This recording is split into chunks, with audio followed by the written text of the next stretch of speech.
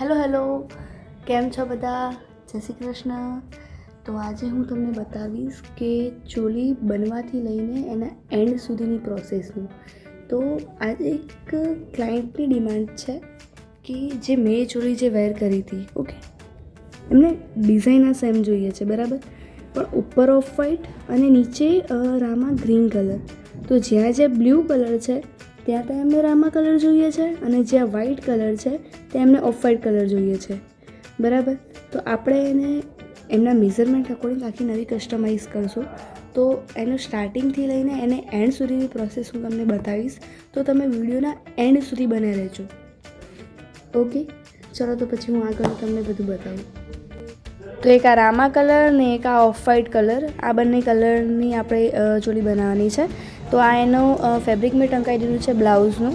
તો આ બ્લાઉઝની સ્લીવ છે અને આયરું છે આગળ પાછળનું નહીં, ઓકે. અને આ છે ચણિયાનું. તો ચણિયામાં આ જે રામા કલર છે અલગથી આપણે ફેબ્રિક લગાવ્યું છે અને ઉપર આ એનું વર્ક સ્ટાર્ટ થઈ ગયું છે. સરસ મજાનું વર્ક થઈ રહ્યું છે. એક વસ્તુમાં ઝીણું કામ હોય છે. અને આ એનો દુપટ્ટો અડધું વર્ક થઈ ગયું છે, થોડું જ કામ બાકી છે એમાં. અને આ છે આપણી આખી ચોલી રેડી થઈ ગઈ છે, સ્ટીચ થઈ ગઈ છે. પણ સોરી, સ્ટિચિંગ કઈ રીતે થયું એ મેં તમને બતાવ્યું નથી. અને આ છે એના ક્યૂટ ટેસલ્સ. અને આ જો સ્લીવ્સ, આ એના દુપટ્ટો અને દુપટ્ટામાં પણ ક્યૂટ એના ટેસલ્સ છે.